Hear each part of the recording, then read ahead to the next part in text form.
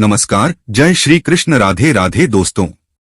आज की इस वीडियो में हम आपको बताएंगे कि पितृपक्ष मनाने के पीछे कहानी क्या है, क्यों आखिर पितृपक्ष में श्राद्ध कर्म किए जाते हैं और इस दिन श्राद्ध कर्म करने से कैसे आपको पितरों का आशीर्वाद प्राप्त होता है और आपकी धन से जुड़ी, घर परिवार से जुड़ी, रुपए पैसे से जुड़ी सभी प्रकार की इच्छाएं शीघ्र पूर्ण होती है। दोस्तों, आप सब जानते हैं कि अभी पितृपक्ष चल रहे हैं और 16 दिन के श्राद्ध पक्ष में सनातन धर्मी अपने पितरों को याद करते हैं और उनकी आत्मा की शांति के लिए सभी वैदिक अनुष्ठान करते हैं। लेकिन बहुत कम लोग ही जानते हैं कि 16 दिन का पितृपक्ष दानवीर कर्ण की एक भूल के कारण मनाया जाता है और कर्ण के कारण ही पितृपक्ष मनाने की परंपरा शुरू हुई थी।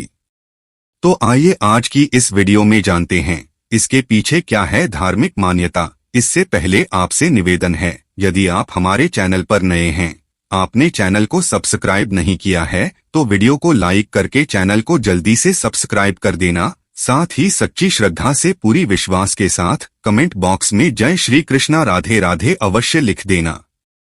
दोस्तों, पुराणों के मुताबिक पितृपक्ष में दान पुण्य का विशेष विधान होता है और इसका फल जीवात्मा को स्वर्गलोक में प्राप्त होता है। दानवीर कर्ण अपनी दानवीरता के लिए जाने जाते थे, अपने दान पुण्य करने के लिए जाने जाते हैं और जीवन भर उन्होंने गरीबों और जरूरतमंदों को धन और स्वर्ण का दान किया। अपने दर पर आने वाले किसी भी व्यक्ति को, किसी भी गरीब को उन्होंने बगैर धन दिए लौटने नहीं दिया। लेकिन कर्ण ने अपने जीवन काल में अन्न दान नहीं किया और यही उसकी सबसे बड़ी भूल थी। दोस्तों, अंतिम समय में जब कर्ण ने मृत्युलोक छोड़ा और स्वर्ग पहुंचे तो उसे स्वर्ग लोक में खूब सोना दिया गया और खाने के लिए सोने आभूषण के अलावा कुछ भी नहीं दिया गया। कर्ण ने जब भगवान इंद्र से इसका कारण पूछा तो देवराज इंद्र ने कर्ण को बताया कि उन्होंने जीवन भर सोना ही दान किया है और पितरों की आत्मा की शांति के लिए कभी भी अन्न का दान नहीं किया, जिसके चलते उसके पितर हमेशा पृथ्वी लोक से भूखे और निराश लौट जाते हैं। इसलिए उन्हें अन्न नहीं बल्कि जो उसने जीवन भर लोगों को दान किया वही उसे दिया गया है। तब कर्ण ने इस बात को लेकर अनभिज्ञता जाहिर करते हुए कहा कि मुझे अन्नदान के महत्व की जानकारी नहीं थी। कर्ण को जब अपनी गलती का एहसास हुआ तो उन्हें अपने गलती सुधारने के लिए एक बार फिर से 16 दिन के लिए धरती पर भेजा गया था। इन 16 दिनों में कर्ण ने अपने पूर्वजों को याद करते हुए तर्पण किया और भूखे और गरीबों को अन्नदान किया और फिर स्वर्गलोक चले गए। ऐसी मान्यता है कि तभी से 16 दिन का पितृपक्ष मनाने की परंपरा चल रही है और इस दौरान लोग अपने पुरखों को याद कर भोज का आयोजन करते हैं। साथ ही इस बात का भी ध्यान रखना चाहिए कि पितृपक्ष के दौरान यदि कोई भिक्षुक भिक्षा मांगने आए तो उन्हें कभी खाली हाथ नहीं जाने देना चाहिए। दोस्तों, ये तो रही पहली कथा, लेकिन पितृपक्ष को मनाने को लेकर और एक कथा प्रचलित है और वो इस प्रकार है। पितृपक्ष की पौराणिक कथा के अनुसार जोगे तथा भोगे दो भाई थे, दोनों ही अलग अलग रहते थे। जोगे धनी था और भोगे निर्धन यानी गरीब, लेकिन दोनों में परस्पर बड़ा प्रेम था। जोगे की पत्नी को धन का अभिमान बड़ा था, लेकिन भोगे की पत्नी बड़ी सरल हृदय वाली थी। पितृपक्ष आने पर जोगे की पत्नी ने उससे पितरों का श्राद्ध करने के लिए कहा तो जोगे इसे व्यर्थ का कार्य समझकर टालने की चेष्टा करने लगा, किंतु उसकी पत्नी समझती थी कि यदि ऐसा नहीं करेंगे तो लोग तरह तरह की बातें बनाएंगे। फिर उसे अपने मायके वालों को दावत पर बुलाने और अपनी शान दिखाने का यह उचित अवसर लगा।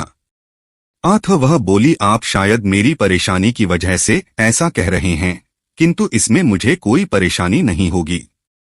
मैं भोगे की पत्नी को बुला लूंगी, दोनों मिलकर सारा काम कर लेंगी। फिर उसने जोगे को अपने पीहर न्योता देने के लिए भेज दिया।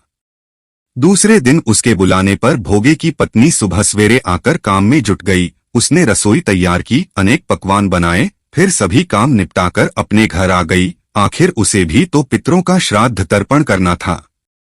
इस अवसर पर न जोगे की पत्नी ने उसे रोका न वह रुकी। शीघ्र ही दोपहर हो गई और पितर भूमि पर उतरे। जोगे भोगे के पितर पहले जोगे के यहाँ गए तो क्या देखते हैं कि उसके ससुराल वाले वहां भोजन पर जुटे हुए हैं। फिर पितर भोगे के यहाँ गए तो वहां क्या था, मात्र पितरों के नाम पर अगियारी दे दी गई थी। पितरों ने उसकी राख चाटी और भूखे ही नदी के तट पर जा पहुंचे।